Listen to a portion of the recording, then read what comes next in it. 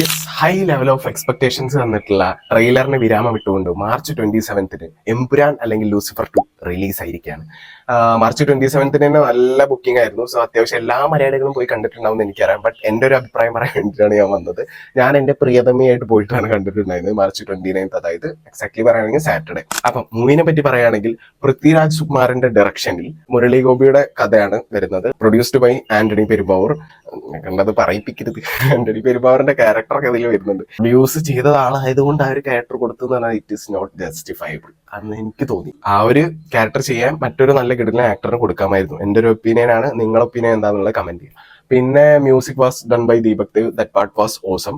And പിന്നെ അതിന്റെ cinematography and ബാക്കിയുള്ള കാസ്റ്റിംഗ് ക്രൂ ആയാലും എല്ലാം കിടിലാണ്. അറിയാലോ, Mohanlal in and as Abraham Qureshi Abraham / Stephen Nedumpally. പിന്നെ വന്ന ഇന്ദ്രജിത് സുകുമാരൻ ലൈക്ക് ഗോവർദ്ധനായിട്ട്, പിന്നെ ജിതൻ രാംദാസ് ആയിട്ട് ടൊവിനോ തോമസ്, പിന്നെ പ്രിയദർശിനി രാംദാസ് ആയിട്ട് നമ്മുടെ മഞ്ജു വാര്യർ, പിന്നെ സായി കുമാർ, ബൈജു, പിന്നെ അതേപോലെ നന്ദു ചേട്ടൻ, അങ്ങനെ ഒരുപാട് നല്ല കാസ്റ്റിംഗ് ക്രൂ ഉണ്ട്. ആസ് നമ്മൾ ഇതിൽ കണ്ട പോലെ തന്നെ, ലൈക്ക് ലൂസിഫറിൽ കണ്ട പോലെ തന്നെ കാസ്റ്റിംഗ് ക്രൂ ഒക്കെ കിടിലാണ്. ഞാൻ പറഞ്ഞ ആ ഒരു പാർട്ട് ഒഴിച്ചാൽ പിന്നെ കൊടുത്തിട്ടുള്ള hype level of story line ഒന്നും ഇതിൽ നമുക്ക് എക്സ്പെക്ട് ചെയ്യാൻ പറ്റില്ല. കാരണം അത്രയ്ക്ക് സ്റ്റോറി ഒന്നുമില്ല. ചില പോയിന്റിലൊക്കെ ഡൗൺ ആയിട്ടുണ്ട്. അപ്പൊ ഞാൻ തിയേറ്ററിൽ ആരും കണ്ടില്ല എന്നുള്ളൊരു വൈബിൽ ഇരുന്ന് സ്റ്റോറി ലൈനിന്റെ ആ ഒരു ഡൗൺ ഒഴിവാക്കി കഴിഞ്ഞാൽ സിനിമാറ്റോഗ്രഫി വൈസും BGM വൈസും ഇല്ല. അതിൽ കുറച്ച് മോഹൻലാൽ ഫാൻ മൊമെന്റ്സ് ഒക്കെ ഉണ്ട്. ഗൂസ് ബംസ് ചെയ്യുന്ന 1-2 മൊമെന്റ്സ് ഉണ്ട്.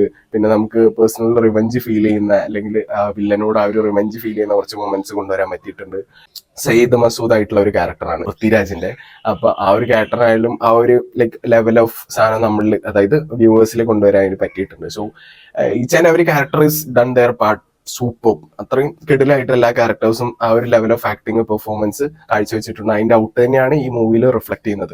അപ്പം ഞാൻ ടോട്ടലി പറയുകയാണെങ്കിൽ സ്റ്റോറിയിൽ കുറച്ച് ഡൗൺ ഫീൽ ചെയ്തിട്ടുണ്ടെങ്കിലും ബാക്കി സീക്വൻസ്, ഫൈറ്റിംഗ് ആയാലും ബാക്കി സിനിമാറ്റോഗ്രഫി, BGM, ആ ഒരു പാർട്ടൊക്കെ കിടിലായിട്ടാണ് ചെയ്തിട്ടുള്ളത്. അപ്പൊ അതുകൊണ്ട് തന്നെ ഒരു നല്ലൊരു എന്റർടൈനർ ആയിട്ടുള്ള ഒരു മൂവി ആയിട്ടാണ് എനിക്ക് ഫീൽ ചെയ്തിട്ടുള്ളത്. പിന്നെ മൂവി കണ്ട സമയത്ത് ഷാജോൺ എവിടെ പോയെന്ന് ഞാൻ ഒന്ന് ആലോചിച്ചു. പിന്നീടാണ് ഞാൻ ഓർത്തത് ഹെഡ് ഷോട്ട് കിട്ടി മരിച്ചുപോയി. അപ്പൊ നിങ്ങൾ അതേപോലെ ഏതെങ്കിലും മൊമെന്റ്സ് അല്ലെങ്കിൽ ഏതെങ്കിലും ക്യാരക്ടറിനെ മിസ് ചെയ്തിട്ടുണ്ടെങ്കിൽ, അല്ലെങ്കിൽ ലൂസിഫറിലെ കുറച്ച് സ്റ്റോറി നിങ്ങൾ മിസ് ഔട്ട് ചെയ്തിട്ടില്ലെങ്കിൽ അത് ഏത് പാട്ടാന്നുള്ളത് കമന്റ് ചെയ്യാൻ മറക്കണ്ട. പിന്നെ അതേപോലെ മൂവി ത്രൂ ഔട്ട് കണ്ട സമയത്ത് എനിക്ക് എവിടെയോ എന്തൊക്കെയോ മിസ്സിംഗ് ആയതുപോലെ ഫീൽ ചെയ്തു. നിങ്ങൾക്ക് ആർക്കെങ്കിലും ആ ഒരു സംഭവം അതൊക്കെ എവിടെയോ എന്തോ മിസ്സായ പോലെ ഫീൽ ചെയ്തിട്ടുണ്ടെങ്കിൽ അതെന്താന്നുള്ളത്, എന്തുകൊണ്ടാണ് ആ ഒരു ഫീൽ വന്നതെന്നുള്ളത് നിങ്ങൾക്ക് എന്തെങ്കിലും ഐഡിയ ഉണ്ടെങ്കിൽ കമന്റ് ചെയ്യാം. പിന്നെ ഈ മൂവി ഞാൻ കാണാൻ പോയിട്ടുള്ള വ്ളോഗ് നമ്മുടെ ഈ ചാനലിൽ വരുന്നുണ്ടാവും. സോ തീർച്ചയായിട്ടും ആ വ്ളോഗ് കൂടെ ചെക്കൗട്ട് ചെയ്യാം. അപ്പൊ എന്തായാലും എല്ലാവരും മൂവി പോയി കാണാം തിയേറ്റേഴ്സിൽ. അപ്പൊ ശരി.